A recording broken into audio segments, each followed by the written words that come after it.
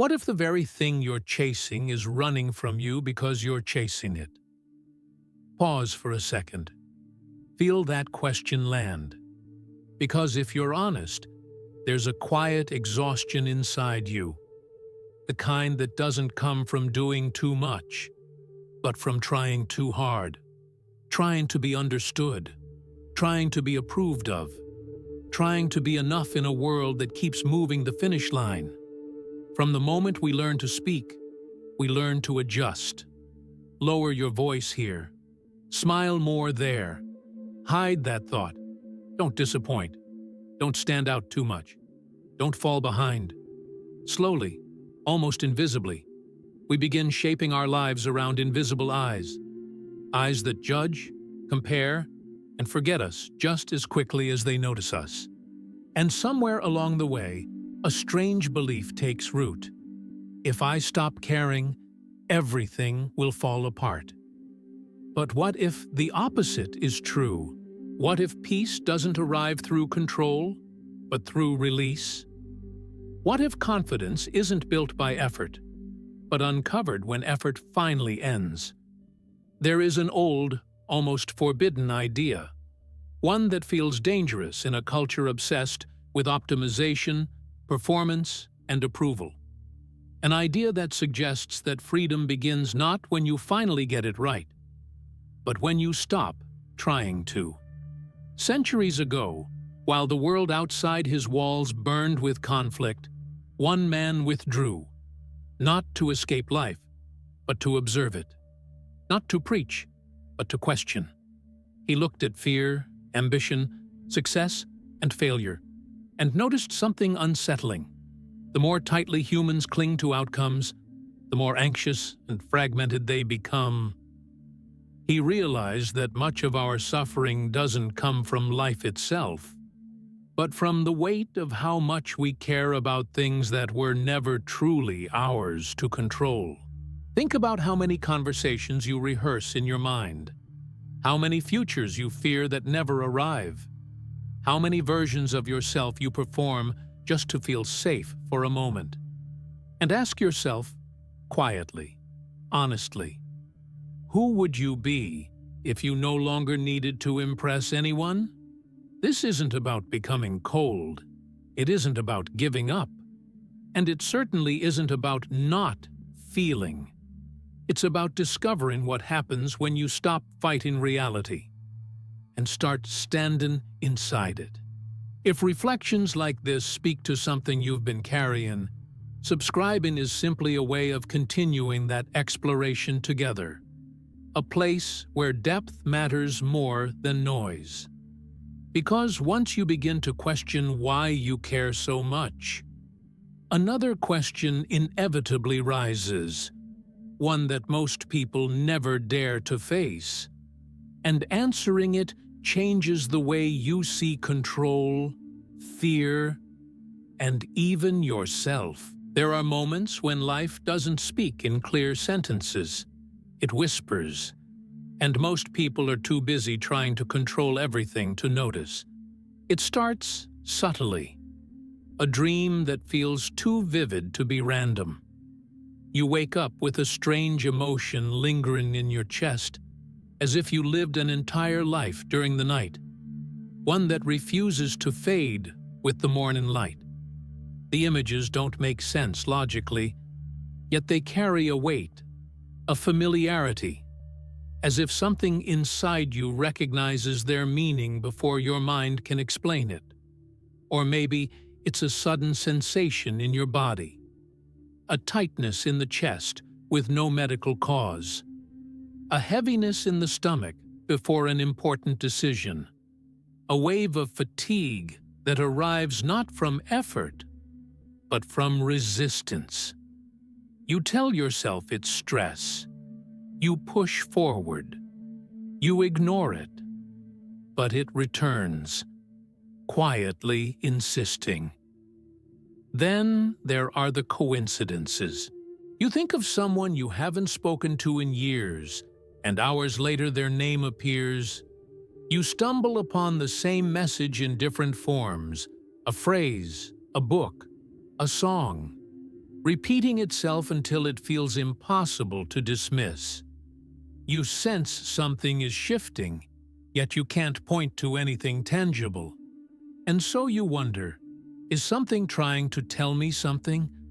Or am I imagining it? We live in a world trained to dismiss the invisible. If it can't be measured, proven, or optimized, it's labeled coincidence or weakness. Intuition becomes superstition. Sensitivity becomes fragility. Silence becomes emptiness. And slowly, we lose fluency in a language we were born understanding. Because long before logic ruled our lives, humans listened differently. They paid attention to patterns, to inner movements, to the subtle signals that arise when something is misaligned.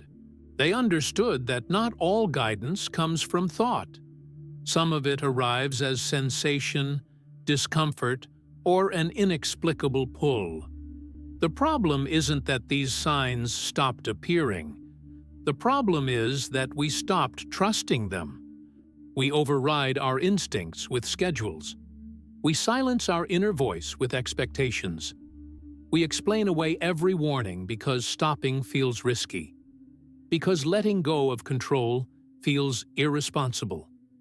And yet, the more we ignore these signals, the louder our anxiety becomes. The body tightens. The mind loops. The soul grows restless. Have you noticed how exhaustion today isn't just physical? It's existential. A deep tiredness that comes from living out of alignment while pretending everything is fine. And still, something inside you keeps knocking. It shows up in moments of stillness you avoid, in discomfort you can't name, in the quiet feeling that the way you've been living, trying, proving, controlling, is costing you more than it's giving back. These experiences are not random. They are not flaws. They are not signs that something is wrong with you. They are signals, part of a language that doesn't shout, doesn't argue, doesn't force, but waits. If these moments feel familiar, subscribing is simply a way to stay close to this conversation. A reminder that you're not alone in questioning what others rush past. Because once you begin to recognize that these signs are real, a deeper mystery emerges. One that challenges everything you've been taught about control, effort, and why holding on so tightly may be the very thing that's keeping you stuck. So ask yourself, honestly, what if your anxiety isn't a problem to fix, but a message you haven't learned how to listen to yet? There is a sign most people misunderstand, and because of that, they spend their entire lives fighting the very thing that could set them free. This sign does not arrive as a vision or a miracle. It doesn't glow. It doesn't announce itself. It arrives as restlessness, a low, constant unease, a pressure to fix, to improve, to anticipate, a feeling that if you stop paying attention for even a moment, everything might collapse. We call it anxiety. We label it as weakness, imbalance, or something to be cured as quickly as possible. But ancient wisdom and the quiet observations of thinkers like Michel de Montaigne point to something far more unsettling and far more profound. Anxiety is not always a malfunction. Often, it is a message. In old philosophical and spiritual traditions, inner disturbance was seen as a signal of misalignment, a sign that the soul was investing its energy in places it was never meant to control. The body would tighten not because danger was present, but because the mind was trying to hold what cannot be held. Montaigne noticed this long before psychology gave it a name. While others chased certainty, reputation, and rigid ideals of success, He observed the cost of that chase. He saw how the human mind exhausts itself, rehearsing futures that never arrive, defending images that never truly exist. And then he wrote something quietly revolutionary. "My life has been filled with terrible misfortunes, most of which never happened." This was not a complaint. It was a revelation. The first great spiritual sign is this: when your suffering is fueled more by imagination than by reality, it is not asking for more control. It is asking for release. Think of how anxiety behaves. It pulls you into the future. It demands preparation for every possible outcome. It convinces you that vigilance equals safety. And yet, the more you comply, the more it tightens its grip. Why? Because anxiety feeds on over-attachment, to outcomes, to opinions, to identities that require constant maintenance. Montaigne understood that much of human distress comes from caring deeply about things that lie outside our true authority. How we are perceived, whether we will be praised or rejected, whether life will follow the script we've written in our minds. The body reacts before the intellect catches up. The tension you feel is not random. It is the nervous system signaling an impossible task, trying to control what was never yours to control. Ancient Stoics, Eastern sages, and Montaigne himself converged on the same insight from different paths. Peace is not achieved by arranging the world, but by rearranging where we place our concern. This is why moments of deep relief often come not when things work out, but when we finally let go of needing them to. Have you noticed that? A situation resolves the moment you stop obsessing over it. A conversation flows when you stop rehearsing it. Confidence appears when you stop trying to manufacture it. This is not coincidence. It is alignment. The hidden teaching is simple but confronting. Anxiety intensifies when you care about the wrong things too much and ignore the one thing that truly matters: your inner coherence. Montaigne did not seek freedom by escaping life. He found it by withdrawing his energy from false obligations, from imagined judgments, from rigid self-images, from the exhausting performance of being someone. He replaced effort with observation, control with curiosity, fear with familiarity. And in doing so, he discovered something most never do. When you stop fighting uncertainty, uncertainty loses its power over you. If this perspective resonates, a simple way to support and deepen this shared exploration is to like the video and join this space. Not as an audience, but as part of a quiet circle of people who value understanding over noise. Because once you see anxiety as a signal, not to tighten your grip, but to loosen it, a far more unsettling question emerges. One that Montaigne himself faced after coming dangerously close to death. What happens to a person when they realize that control itself may be the greatest illusion they've ever believed in? There was a moment in my life that didn't arrive as a revelation. It arrived as a collapse. Not the dramatic kind that people notice, but the quiet kind. The one that happens behind closed doors, when everything looks fine from the outside and feels unbearable on the inside. I had done what was expected. I planned carefully. I anticipated reactions. I tried to be competent, reliable, impressive. Every decision passed through the same silent filter. Will this be enough? Will this be approved? Will this protect me from regret? And yet, despite all that effort, something inside me kept tightening. It showed up in the body first. a shallow breath I couldn't deepen, a tension in the shoulders that never softened, even during rest, a strange fatigue that sleep could not cure. At night, my mind replayed conversations that hadn't happened yet. I argued with imaginary critics. I corrected mistakes that only existed in my thoughts. I told myself this was responsibility, maturity, preparation. But one evening, sitting alone in a quiet room, I felt something shift. It wasn't peace, it was exhaustion, complete and undeniable. I remember staring at my hands, noticing how tightly they were clenched without realizing it. My jaw was locked. My chest felt like it was holding a secret it was tired of carrying.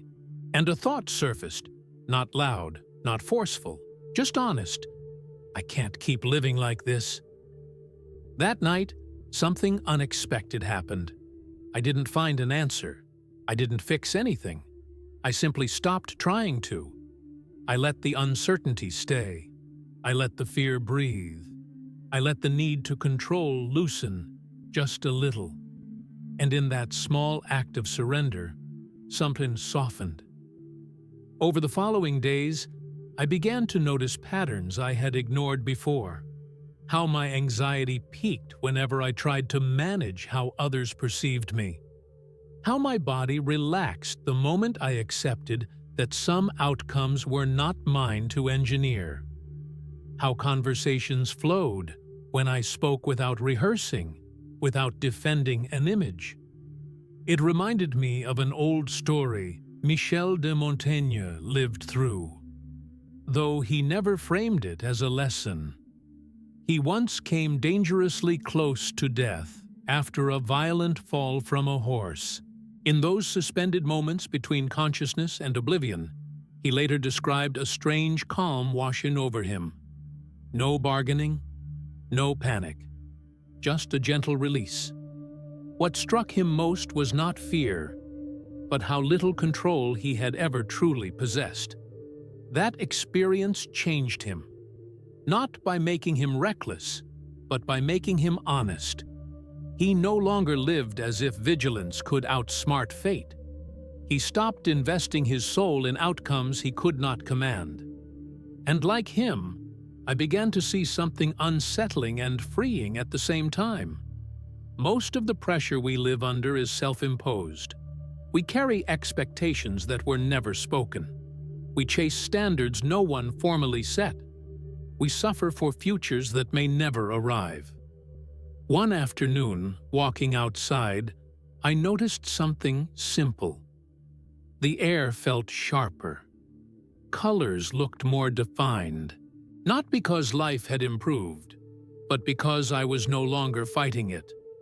I realized I had been living as if my worth depended on constant effort, as if letting go meant failure. But letting go didn't make me disappear. It made me present. If parts of this story feel familiar, subscribing is simply a way to stay connected to this shared inquiry, a space where reflection matters more than performance. And now, I'm curious about you. Have you ever experienced a moment when your body or your life forced you to loosen your grip? A breakdown that later revealed itself as a turning point? A strange sign, a quiet realization, a surrender that changed how you move through the world? Share your experience in the comments. I read them carefully, and some of them find their way into future reflections, because these stories are not isolated. They echo. And once you recognize how deeply control shapes your suffering, another question begins to surface. One that doesn't ask what you should fix, but what you might finally be ready to release. There is a second spiritual sign that appears only after you begin to loosen your grip on control. It is quieter than anxiety, subtler than fear, and because of that, it is often missed. This sign does not arrive as tension. It arrives as resistance fading, You notice it when things stop pushing back the way they used to. When situations that once drained, you begin to resolve with less effort. When conversations unfold naturally instead of feeling rehearsed. When opportunities appear without force, persuasion, or struggle. At first, this can feel unsettling, almost suspicious. We are conditioned to believe that effort equals worth, that struggle proves seriousness, that ease is either luck or laziness. So when life begins to cooperate instead of oppose us, the mind searches for danger. Am I missing something? Should I try harder? Should I take back control? But this moment is not a trap. It is a signal. Ancient wisdom traditions describe this state as alignment, the point where inner intention and outer movement stop competing. Michel de Montaigne never used mystical language, yet he described this experience with striking clarity. He observed that when a person stops forcing themselves into rigid ideals, life responds with a strange, almost intelligent softness. Not because the world changes, but because resistance dissolves. Here is the hidden truth most people never hear. When you stop over-investing in outcomes, life no longer needs to push against you to redirect you. Think about water flowing around a stone. It doesn't argue. It doesn't force. It moves where space is available. The second spiritual sign is the appearance of space. Space in your mind. Space in your schedule. Space in your emotional reactions. And with that space comes clarity. You start to recognize what belongs to you and what never did. You feel less urgency to explain yourself. You act more from intuition than defense. This is not indifference. It is discernment. So, how do you recognize this sign clearly in your own life? You'll notice that effort begins to feel optional instead of mandatory. You'll sense when pushing is unnecessary and when stillness is wiser. You'll feel a quiet confidence that doesn't need to announce itself. And now, here is the practical key. Simple, accessible, and immediate. A reflection you can apply today. Once a day, pause and ask yourself this question. Slowly, honestly. Is this something I can influence, or something I am trying to control? If it is influence, act with presence and sincerity. If it is control, practice release. Release does not mean neglect. It means trusting the process instead of managing the illusion. Then take one small action from alignment, not urgency. Speak without rehearsing. Rest without guilt. Choose without over-explaining. Notice what happens. You may feel discomfort at first. The mind does not surrender easily. But soon, something shifts. The body relaxes. Decisions feel cleaner. And life begins responding not to force, but to coherence. This is why Montaigne lived with such quiet freedom. He did not demand certainty from life.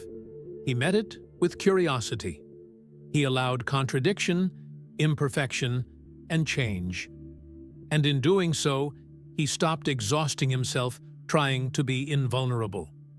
Anyone can access this wisdom, not by becoming someone else, but by removing what is false. If these reflections are helping you see your life more clearly, subscribing is simply a way to stay connected to this shared space. A quiet circle of people choosing awareness over performance. Because as powerful as this second sign is, there exists an even deeper one, almost never spoken about, rarely recognized, and deeply unsettling when it appears. It emerges only when control has fully loosened, and when it does, it changes the way you understand freedom, identity, and who you truly are beneath everything you've been holding on to. There is a sign so subtle that most people mistake it for nothing, so quiet that it hides behind ordinary moments, and so profound that once it appears, life can no longer be lived the same way. This is the sign that comes after anxiety loosens, after resistance softens, after control quietly steps aside.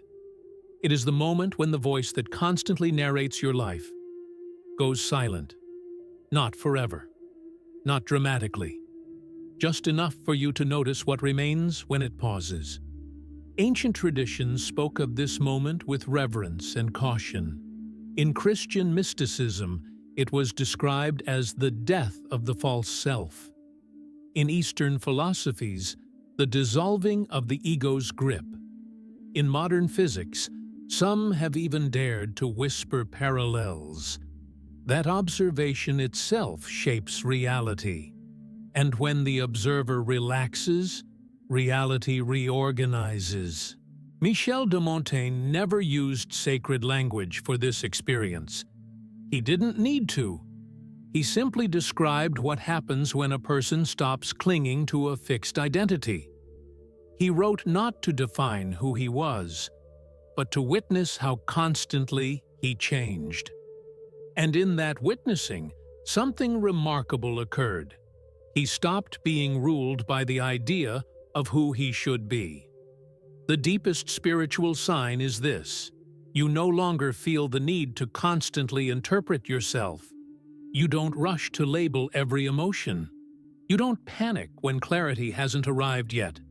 You don't ask every moment to justify itself. There is a stillness that appears, not empty, but alive.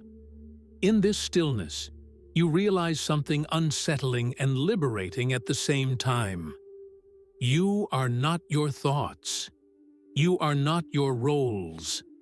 You are not the image you've been defending. You are the awareness beneath all of it. This is why the ego resists surrender so fiercely. Because its existence depends on constant narration, past regrets, future fears, self-justification, self-criticism. When that narration loosens, even briefly, a deeper intelligence emerges, and it feels familiar, as if you've returned to something you never lost, only forgot. This moment often arrives unexpectedly, while washing dishes, while walking alone, while staring out a window with no agenda.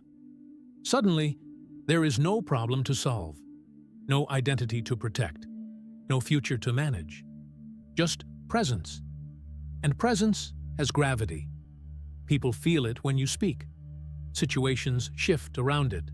Life responds differently, not because you're trying harder, but because you're no longer in the way. This is the paradox Montaigne lived by. When you stop constructing yourself, you finally meet yourself. If this reflection is touching something real inside you, liking the video is a simple way to support this work. This space exists because of curiosity and sincerity, not profit, and every gesture of support strengthens a community that values depth over distraction. Because this state is not detachment from life, it is intimacy with it. When the false self quiets, action becomes cleaner. Love becomes freer. Fear loses its authority. You stop reacting from wounds and start responding from truth. And yet, this sign is not meant to be held on to. The moment you try to possess it, it fades. The moment you label it, it slips away. It asks for humility, not mastery. This is where many turn back. Because standing without a fixed identity feels like standing without armor. And that raises the final, unavoidable question, the one that lingers once everything else has fallen away. If you are not the voice that worries, controls, and strives, then who are you, really, when nothing needs to be proven anymore? There comes a moment, quiet, unannounced, When everything you've been hearing finally settles inside you, you realize that the signs were never meant to impress you. They were meant to wake you. The restlessness, the resistance, the sudden stillness when the inner voice softened. None of these were random interruptions in your life. They were invitations. Invitations to stop living as if existence were a test you could fail. Invitations to loosen your grip on identities that demand constant proof. Invitations to remember that beneath effort, fear, and control, there is something in you that has always known how to live. Michel de Montaigne never offered formulas. He offered courage. The courage to look inward without armor, to admit contradiction, to accept impermanence, to live without pretending that certainty is required for meaning. And that may be the most radical spiritual message of all. You were never meant to master life. You were meant to participate in it. When you stop caring about what was never truly yours to manage, other people's approval, imagined futures, perfect versions of yourself, something extraordinary happens. Energy returns, presence deepens, decisions simplify. Not because life becomes easier, but because you stop making it heavier than it needs to be. This is awakening in its most honest form. Not escape, not transcendence, but intimacy with what is. You begin to trust the intelligence of the moment. You act without forcing. You speak without rehearsing. You rest without guilt. And slowly, gently, your life starts to feel like it belongs to you again. The signs don't disappear after that, but they change. They no longer shout through anxiety. They guide through clarity. Each moment becomes a teacher. Each pause, a reminder. Each breath, an invitation to return. If this journey resonated with you, know this. You are not late, broken, or behind. You are responding. And responding is the beginning of consciousness. This space exists to honor that response, to explore these ideas together, slowly, sincerely, without noise. Subscribing is simply a way of staying connected to that intention, of strengthening a community that values depth, reflection, and inner freedom. Before you go, I'd love to know who is here with us. Leave a comment with your name and the city you're watching from. I read every message, and I'll be sharing special greetings in the next video. Because this is not a broadcast, it's a conversation. If this reflection offered you clarity, take a moment to like the video. These small gestures help this work reach others who may be standing exactly where you once stood. And as you return to your life, carry this question with you. Not to answer it, but to live inside it. What might unfold now that you are no longer trying to become someone and are finally allowing yourself to be?